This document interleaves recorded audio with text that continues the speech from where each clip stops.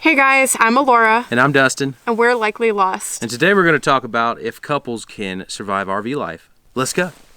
Living in an RV together as a couple, as a unit, can be very challenging. There's lots of different things. We wrote down a few to talk about today. So I'm going to let Alora start it. But just keep in mind, these things may or may not be as much of a challenge for you, but there's going to be something. So living full-time in an RV is a little bit different than living in a house. You're moving all the time, you're in a smaller space, you're with each other way more than a regular couple might be. So we're just going to talk about some of the challenges that we've faced as a couple. So maybe if you're thinking about full-time RVing with your significant other, these are just things that you should probably be aware of. My number one thing I think that we fight about that gets on my nerves and might get on other people's nerves is I like things being like organized and clean, and being in a small space, clutter just naturally accumulates. So a lot of the things that we argue about is me leaving stuff everywhere. Yeah. Everywhere. Just put it away. But yeah, that's something that you should be aware of if you're someone like me that likes things being like clean and organized. It's not going to be clean and organized. It's just not going to be. And so I think that does cause some tension. The second thing we're going to talk about today is being too loud while somebody else sleeps, because you only have one little area to be in. I'm kind of a night owl and she's an early bird, and sometimes that can be a little bit complicated on our situation, right? Yeah, we get on each other's nerves. But at the end of the day, you have to realize that, like, you know, it's not their fault they're stuck in this trailer with you. Like, y'all are together. Like, y'all both made that decision. You need to respect each other and be polite and be nice. And even when you're half dead asleep, be nice. Yeah. Try to remember that, because I get it. People get cranky, and then people don't want to get up out of bed. Just be nice. The third one is the biggest one, I think, for us. It's during travel days. We fight, like, all of the time during travel days. Like, if I forget to tell Dustin to take an exit, now we have to, like, drive all the way down the interstate, turn around, and all that. Or, like, just directions in general. And then I'll be like, well, you should have looked at the signs. And we fight a lot about directions, and also like tear down and like hooking the trailer up and backing the camper into the spot and all that. Just traveling in general with a camper is pretty stressful. Traveling days are definitely the hardest days for us. I think not as much about the directions, even though that does happen. Things happen. Yeah. You know, sometimes we're listening to a song on YouTube and then like, we missed that exit 3 exits back. Like, yeah. But setup, that's definitely one, because we both have different experiences happening. Like, you have somebody that can't hardly drive trying to back a trailer up into somebody that is like getting frustrated because I can't back it up straight. You know, it's just like different things are happening.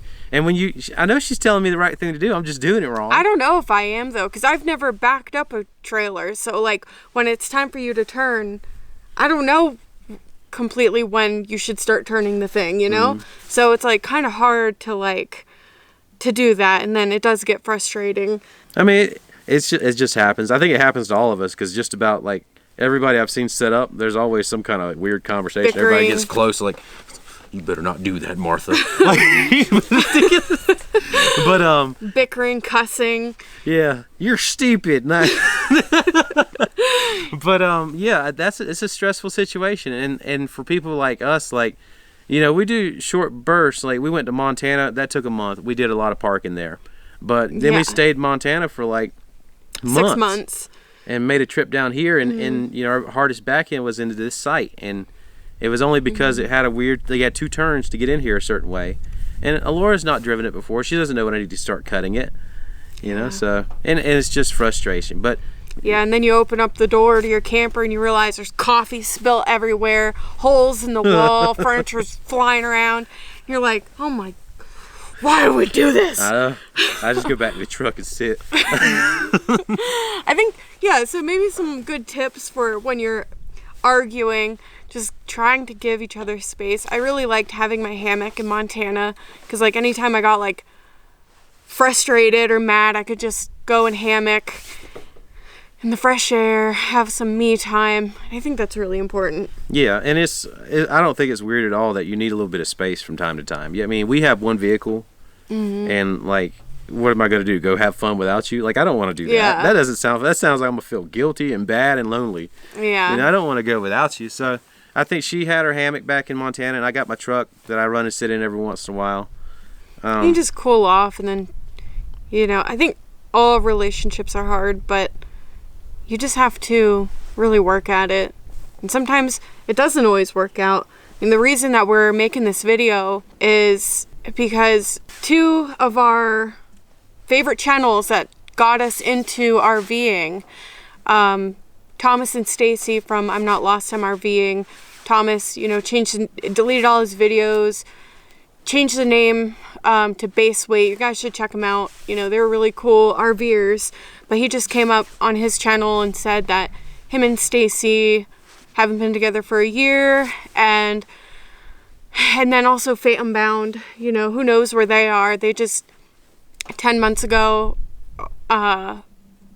Rose said that she wasn't going to do the YouTube channel anymore, and David was just going to do it, and they haven't posted in like 6 months, so they just kind of ghosted. I'm not trying to throw shade at anyone, you know, I'm not trying to pry or anything like that, but it does make you wonder, like, is RVing good for relationships? Because it is a challenge. I mean, it's not easy. Like, you see on the camera of these people, like, these were kind of like inspirations to us to kind of get out here and do things. And, you know, you see them stopping and sometimes not even telling you why, or... Yeah, or just coming up and being like, hey, we broke up. And it's like, or divorced, and it's like, it's kind of scary, but I guess if you're stepping into it, really kind of like think about it, because it's, you know, it can be, use them as a cautionary tale, sort of, because I think we do fight a lot more in the RV, but and there's different reasons like why it happens, but sometimes it feels like, I guess, traveling from place to place, you're only advocating for yourself when you're having you're trying to come to a compromise. There's like no other input, no one to slow you down. Like, sometimes you just have to remember to be nice. There's going to be times like it's going to be better to just let something go. What we're trying to say is, like, just if you're thinking about this lifestyle, it's not easy. If you're thinking you're going to get into an RV to fix your relationship, you know how some people have babies. Some people have babies during a bad relationship. It's the same thing. It's not going to fix it. It's a more stressful situation than living stationary in a house or an apartment. It's more stressful. You're going to fight more. That's just the reality of it. I think anybody that says that they don't, I'm pretty sure they're lying. They have to be, because it's so much more stressful. But it's doable. I mean, we're still here. Still going strong, baby. Knock on wood. I mean, it is a reality, though, that I think people should talk about, so... I think that I want to end it on something good, though. Like, the places that we've gone, the things we've seen, the experiences we've had together, like, they're going to be with us forever, and they do help you grow closer, and you do get stronger, and eventually, when you have the same argument 10 times, you're like, why? What can we do to change this? How do we fix it, you know? Yeah, I think that's important, too, is, like, communicating, like, not dwelling so much on, like, the screw-ups, but really focusing on, like, how we can do better in the future. Boom. So that's our video on this. It was just a little precautionary thing, but you know, just know that RVing is great. It's awesome, and if you got the right person and you're willing to make the right compromise, that you both live your best lives, it can be really rewarding. Yeah. Thank you guys for watching. If you found this video helpful, let us know down below. We want to get to know all of you guys. And don't forget to like and subscribe. Thanks for watching. Have a great life. Bye, guys.